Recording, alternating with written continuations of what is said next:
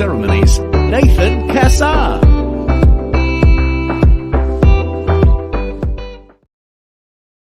Well, welcome back to another episode of the Justice Plan Weddings podcast and TV show, your go-to source for wedding wisdom and inspiration.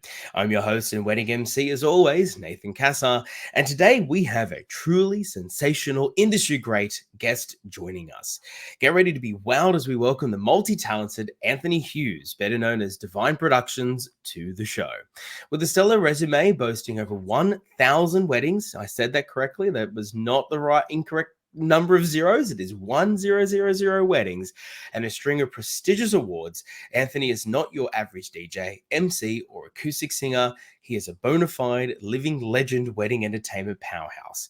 From enchanting melodies to heart-pounding beats, Anthony has graced stages around the globe, from the US to Ibiza, sharing the limelight with music legends like Corby and Xavier. But it's not just about the music. Anthony's charismatic MC skills, honed on the stages of Kaos comedy restaurant, add an extra layer of magic to any event. But wait, there is more. Behind the accolades and performances lies a remarkable tale of resilience and passion. Anthony's journey to the top hasn't been without its challenges, including a near-death surfing accident just days before his own wedding. Yet through it all, his dedication to creating unforgettable moments for couples shines brighter than ever. In today's conversation, Anthony will share invaluable insights into the world of wedding entertainment. We'll delve into the importance of seeing out experienced vendors for your big day, the evolving landscape of singer-DJ combos, and the secrets to finding vendors who will elevate your big day from awesome to absolutely incredible. So grab a seat, turn up that volume, and get ready to be inspired. Anthony, welcome to the show. Brother, good to have you. That intro was fantastic. I feel that my head might be expanding. I'm taking up too much of the screen just straight off. I don't all think your material, my friend. It was nothing else except what you wrote. So I'm so glad that you put all of it in. I spent a long time exaggerating my own life. But yeah, no, it is actually all true. But no, it's great to have you. I can't believe that when I was hearing your story, or reading, I should say, about how you almost missed your own wedding and you couldn't sing the song that you prepared because of your accident. Tell us all a little bit more about that. So, approximately 3 days before my own wedding, just as we were putting the final touches on the bus schedule, I went, just want to give myself clear my head and get into a nice positive frame of mind, which surfing always helps before I put the final touches on my own wedding speech. Went for a surf. The surfboard came back and hit me right in the wrist and opened it completely up. I have a scar from here to there. I lost an artery.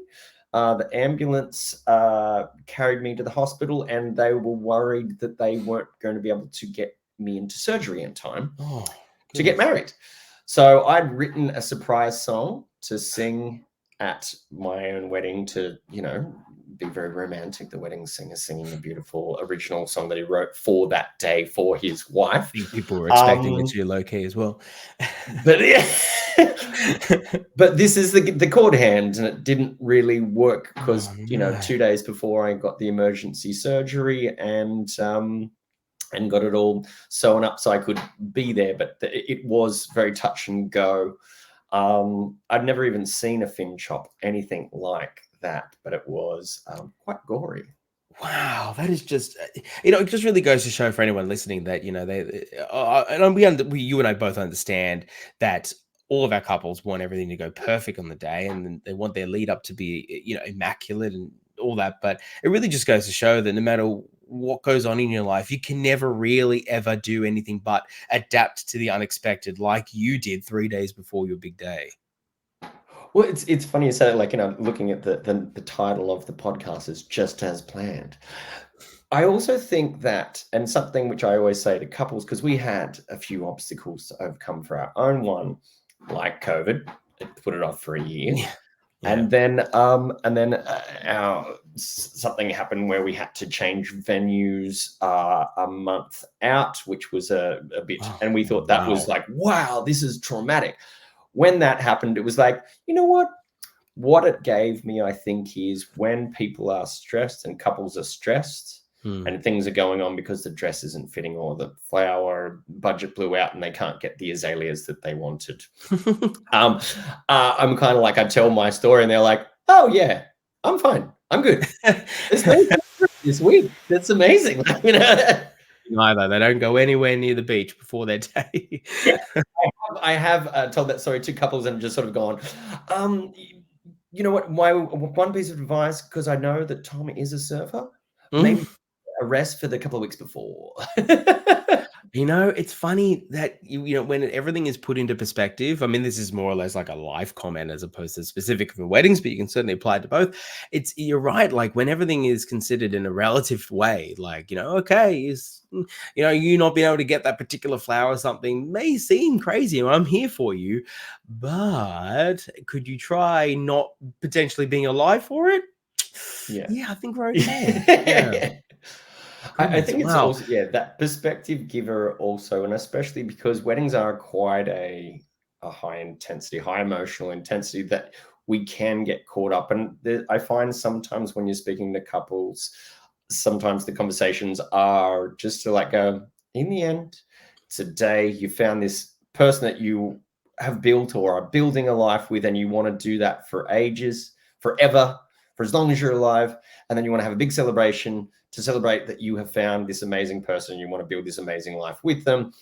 And that's the rest of it's details. The rest of it's, but that's the core of it. And then you can expand all the things to celebrate as perfectly as you want around that. But that's the crutch of that's what it should be about.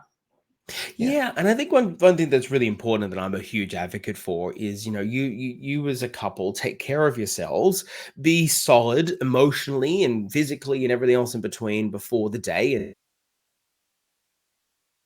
to be bit radio silence as best as possible 1 week out so that everything's done. I don't disappear.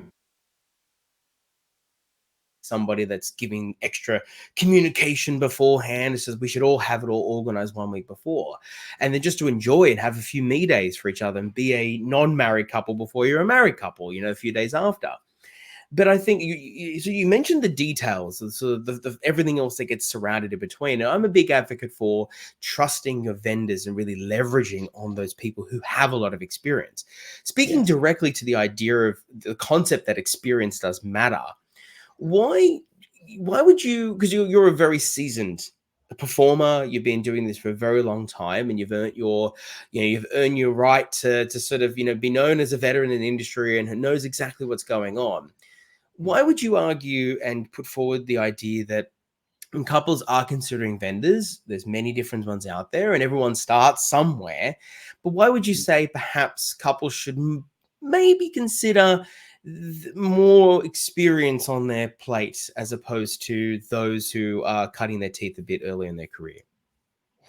Look, experience matters. If you are going to get open heart surgery, I generally don't want to go with the intern. If I can afford that, it's not saying that weddings are life and death, but you do get one shot at it. And I know, for example, when things would go awry or go off, or I'll just use an example when I started, like I was doing venues, which was part of the package. So I came part of the package with it. I know that I had decent, good, solid equipment, but I didn't have a backup. I didn't know, I didn't think about having a backup. I was lucky to have all the equipment to do the singing, DJing, emceeing. And it was, as I progressed, I remember I had an equipment failure at a pub gig. And it was just the DJ mixer, Pioneer, beautiful $1,800 mixer, just didn't start up. I was lucky that I had a friend who lived around the corner who was a DJ, and I called him and went, can you please, give me one? and he was like, yeah, I'm around the corner. I was like, I'll be there in 5 minutes. I started like 2 minutes after I was supposed to start. Problem averted, crisis averted. But I remember thinking, if that was next week's wedding dine at Kiama, I would not have had that option. So then I went through all of the things, equipment that I had, and that came about from experience, knowing it's more like when you're emceeing, you would know obviously this, but it's very much a liaison job. Things move around. The timesheet goes out the window when you come back from photos sometimes because there was an awesome sunset 15 minutes later. And the entrees are supposed to come out and there was supposed to be a speech in between, but that option's gone.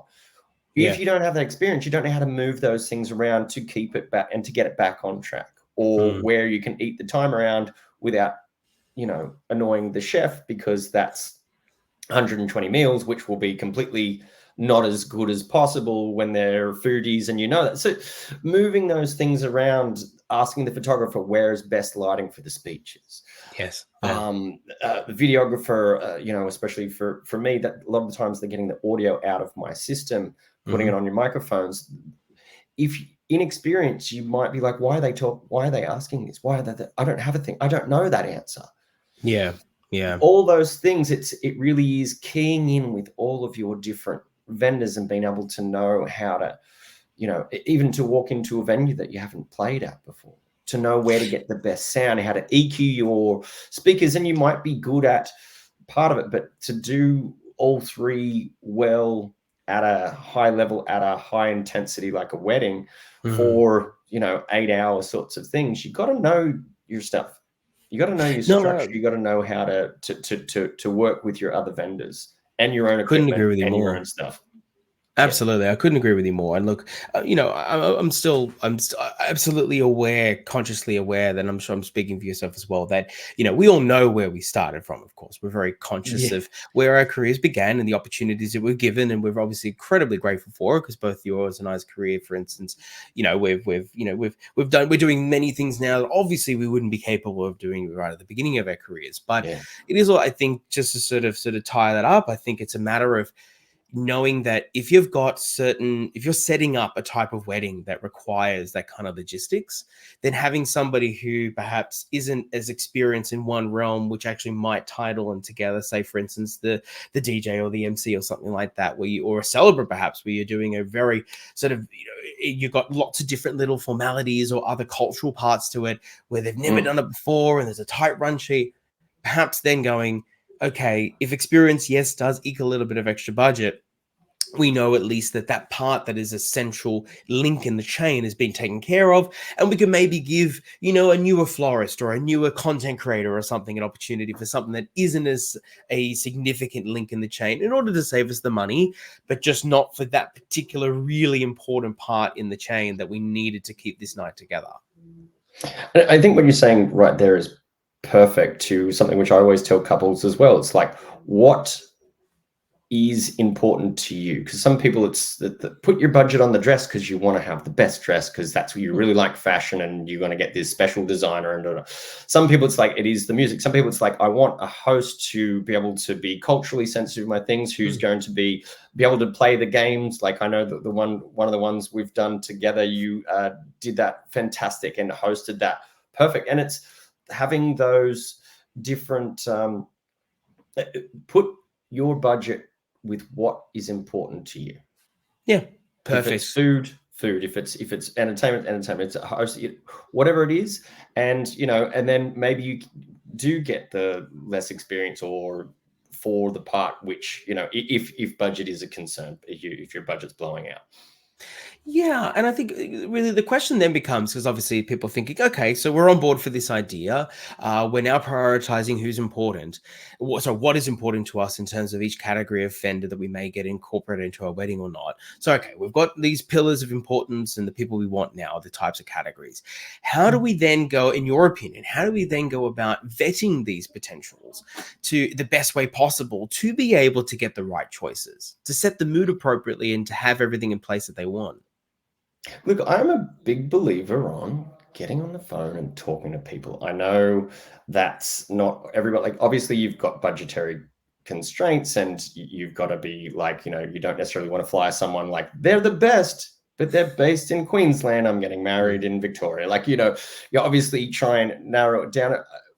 People will travel to a certain extent, and you might have to, like, I'm definitely doing a lot up at the Hunter Valley, which a lot of times I need accommodation and there's a travel cost, but it's not, I'm quite comfortable with that amount of travel. I do believe so. Find where your budgetary cutoff is, but then also get on the phone. You want to be able to feel comfortable to ask about their experience, ask about their equipment if you're, interested in that, if you know what that means, because it might not mean anything Yeah. to you. Like I'm asking you, like, what equipment do you use? I don't know what that is. Why don't do that? But Yeah. know that they, like, so for example, with what I do all performers have backup equipment? I would dare say no. Mm. If you've been doing it for a long time and you have had, you know, the trauma of having a failed piece of equipment is enough for you to go out and buy backup equipment and have it at the ready. Yeah. But also, you know, talking to the people, finding the people which you connect with. There, you'll always find that, like, oh, I get a good vibe. I get a good sense of this person over the phone. And know that, like, there are people out there who it's going to be the best day of your life. Mm. So you've got all your friends and family, and you want to have people who are around you, like an MC or a singer, or a DJ or a celebrant, or this stuff, who are also going to help escalate that mood. And I know when I get on to at a wedding venue, and you've got like, I'll just use an example, Lucas from Grow Wild. He's very enthusiastic.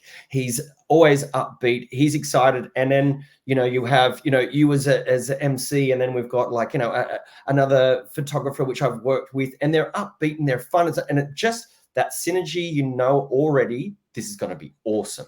And then that also you bounce off the bride and groom, who are always glowing because it's their wedding day. And the whole thing becomes this sort of synergy.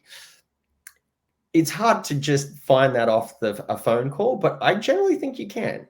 I You can believe get a so sense too. of someone. Yeah, I think you believe get a sense can of too. someone Yeah.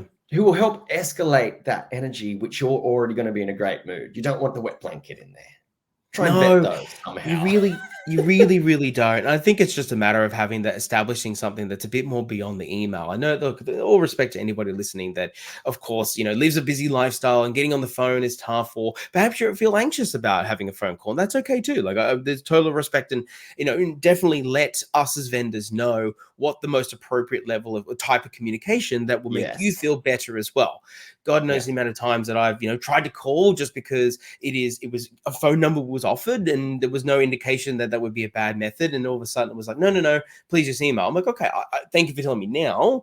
You know, it's good that we can get that established early, because then we can then connect with you best. But definitely, I totally agree with you. Finding people that are going to be great touch points throughout the night is really critical, because I'm a big advocate for, like, you know, particularly the wedding that you and I did, you reference, where it was you and I and a great photographer we also had as well. And we had Jane and Lucas, who own Grow Wild. Big shout out to them. One of the best venues in New South Wales. Not being paid to say that at all. And they, like, you know, every little moment that the bride and groom, bride and bride get to experience with them, because all the guests that get to see them, there's always, you bounce off like a pinball machine from one happy person to the next happy person, that you get a photo taken with someone that's smiling and pumping the audience up. And then I get to take everybody upstairs to go to canapes, and you're singing there and you're taking requests and having a chat and having like fun little interludes in between song. And everyone, there's just this ball of energy. It's nothing worse than when I've done like an intro, and I'm sure you know this too as an MC, where I've done this amazing fun intro, and then the next thing is the photographer's going around, whoever this may be, no one in particular, going around doing table photos. And it's like, okay, next. Yep, great, done, move. And that just sucks everything that we've brought in for that point. And you don't want that. So I total advocate for what you've just mentioned. It's about bringing the vibes, bringing the energy, having those phone calls, having those connections, having that Zoom call. If it has to be a coffee date, let's do it. I like coffee. But I had one today. Oh, great. Did you know how to go? Since I've moved down the coast, I haven't done as many meetups. I did a lot more when I was living in Cronulla, and it was the first one. I was like, oh, cool. They're like, we literally live around the corner. I was like, we're meeting. You know, a lot of times it is. But even a Zoom call, like this is, you know, it's a Zoom call for one of, you know, and you know, I know what it's like to interact with you in person. I prefer that. Always prefer that as a people person. But this is still good. It's better than it's even better than a phone call. I know, yeah, exactly. Yeah, getting a face to a name and that is even better. So, at a minimum, phone call, great. Yeah, even if your preferred method is emails, I say let's write an exciting one. I get excited when I see like inquiries come through, and it's a Yeah. nice, fun message. You know what I mean? Like it shows that you've taken time, you're interested. I believe that. Look, I'll take every single inquiry. I'm sure I speak for you as well, but it tugs at the heart a little bit in the wrong way when it's just like prices, and it's like, oh. Okay, I'm a human connector, so I will give you the price, but I'm already sensing there's perhaps a bit of an energy mismatch here. Whereas when it's Yeah. like, oh, I've seen your videos and I love your content and I love your smile and I'm just really feeling excited about having the opportunity to meet you. I'm like, Mm, oh yes, this is great. Not because mm. yes, we're rubbing our hands together for money. It's because we go, wow, we've been embraced potentially by somebody that, as long as the price is right and the mood's right when we're having the chat and everything else in between, we're going to be able to create something beautiful on the day. So yeah, it's always better when that happens, right? And look at what you said before. It's because it's not. I honestly, obviously there it is a job and you do need to get paid for your time, but I generally get excited to do people's weddings. Hmm. I've been doing a long time. I've done over 1,000 weddings, and how do you get sick of love? It's the most I agree. infectiously, in a positive way, vibe of a day, and it just sort Hmm. of it radiates into your life. It seeps into who you are. Each wedding that someone goes, hey, we saw you at blah blah blah, and Tom and Sally's wedding, and you were great. you know I know what you mean with that, as opposed to like prices Yeah.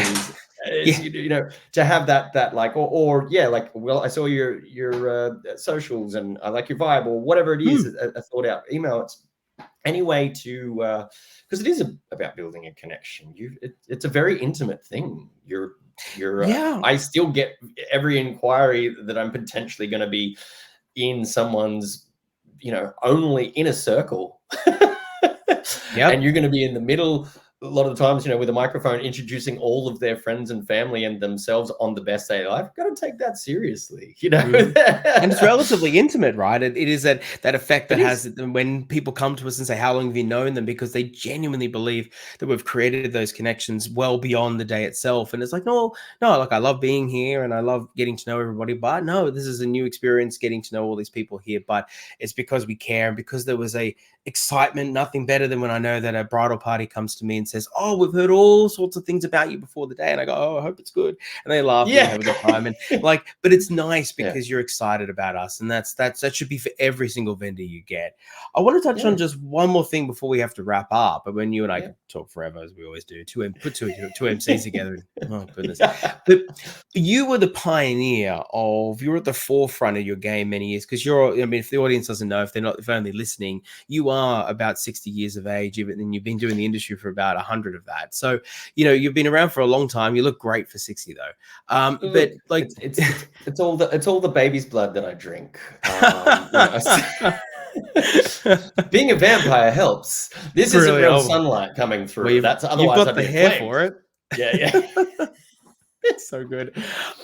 Tell me, you were a pioneer of this concept of what I call the slashies.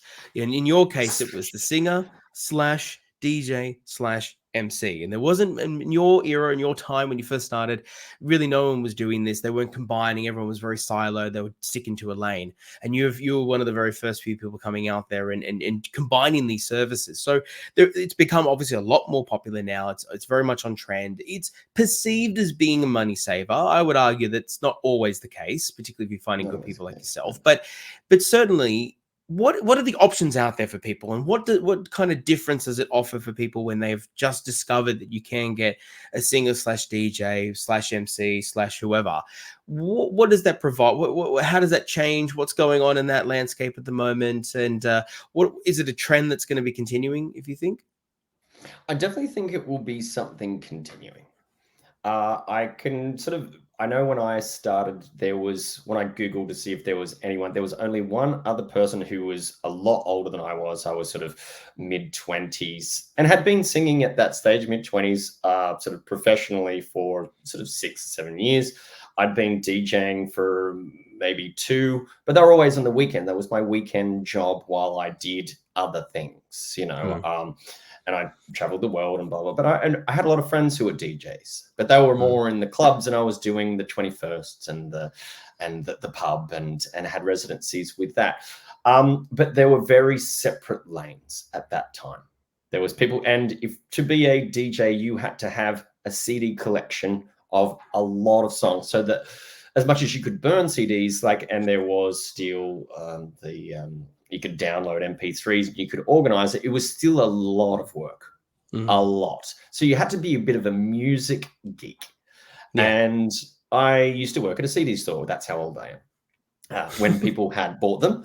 And so I loved all the genres. So when my friend was like, I need someone to cover my DJ slot, you're my guy. And I was like, I don't know how to do it. And he goes, but you know music, and I can teach you the basics. And they were my friends. And anyway, so and I still remember I used to get more nervous about DJing than I would about playing guitar and singing in front of hundreds of people. I get more nervous about pressing play. And I likened it to stand-up comedy where, because people protest very quickly with their feet. I don't like this song, and they will come up and tell you, this is not my song. I don't like this song. And you get that instant feedback. So I know, and I developed into it. I had a residency for 10 years playing to 1,000 people. I've played at Electric Gardens Festival. I've went over to Ibiza. I've played Space Ibiza when they've come to it, and I've done R&B nights in Bali. I played to a big sort of club there. But so that was one, and I used to have a Thursday residency singing. I'd have a Friday residency DJing, and then on Saturdays was my wedding functions day where I would do a mixture. The emceeing came about a lot of the times there was my sister's wedding was the first time that I emceed a wedding, and I read a book called How to Be a Wedding MC. And years later, I met a multiple ABA winner who wrote the book, literally the book that I read about how to do it. I think as technology has come forward and people DJ with laptops and a little MIDI controller, and even those MIDI controllers when they first came out were buggy. Yeah. I very, very kicking and screaming moved over to them because I'd seen so many buggy songs in the middle of sets. And I'm like, well, I'm not doing that. I'm playing to 1,000 people. I'm going to stick with CDs until technology is good enough to not have it stuff up. And then finally, I bought two because I have to have a backup one as a controller. And it's always all the bells and whistles ones. I see a lot of people using those $400 little controllers, which to me is a toy. It's fine to have as a potential backup or something. But if you've been DJing and you're used to having a setup which is $7,000 to go to a $400 toy, to me seems like you're not really doing that at a wedding, are you? Are you? Yeah. So someone's best day of life, and it goes back to what you said at the beginning, right? To have that experience means that you also have an emphasis on proper equipment. And even though our couples may not necessarily notice the difference between a expensive Pioneer deck versus a Tractor backup controller, the difference is that you, as an event professional who now also is being given through the power of modern technology, can literally perform go straight from your guitar to sing in all in one mixer, then go to your DJ deck, plus pray for the entrances. And at the same time, when you've got that playlist going, you can literally walk away from that deck. And if you have it all set up, and you can stand in front of the middle of the audience, control your music via iPad, and still perform like you would as an MC, does provide you that level of flexibility, but it can only come from the experience that you built over the years. So again, just sort of tying it all back to the beginning, it really just goes to show that sometimes having that conversation with people like yourself when it comes to experience is really critical. Anthony, look, I would, as I said before, I would love to chat with you forever, and I'm limited to the format that we are in here today. But I'm sure you and I will catch up again very shortly. But I would love for our audience to catch up with you in person, to book you. So, how can they find you on the interwebs, and how can they have your sultry acoustic singing DJ MC sensation at their wedding? The easiest way would go straight to the website, www.divineproductions.com.au. D-I-V, not D-E-V. You can just put in Anthony Hughes Wedding Singer. I will also pop up. Or you can go to my Instagram page, which is Anthony Hughes Music. Instagram. On the gram. Yes. Love it. Well, Anthony, congratulations on what has already been a star-studded career to your life so far. I don't know how you fit it all in, but it's incredible that, to meet passionate professionals like yourself. I've worked with you personally, and I know that you're an upstanding gentleman who knows exactly what they're doing. And it's so nice to have experience at the helm with people like yourself out there being really passionate about what you deliver to a wedding. So well done for that. Thank you for all that you do out there, and hope to see you out there again at a wedding very shortly. And same to you. I remember hearing amazing things about you, and then when we got to finally work together, I was like, and that's what they're saying, and that's why he's winning the awards, and that's why it's like, it was a masterclass. I was like, damn, the boy's got some skills. Thank you. You're too kind. I'll send you I'll send you the money very shortly. Thank you, Anthony. Only 50s and 100s, none of these 20s. I know, right? I'm expensive these days. You know what it's like when you're out there out and about. Brother, I wish you all the very best, and I look forward to catching you very soon. Absolute pleasure to do this. Thanks for inviting me, and it was a pleasure to sit down and have a chat. Really appreciate it. Thanks. Thank you for joining us for another episode of the Just As Planned Wedding Podcast. Please like and subscribe to let me know that you want more videos just like this one. And of course, please follow us on our socials at Just As Planned Wedding on Facebook, Instagram, and YouTube for more expert insights to help your wedding go just as planned.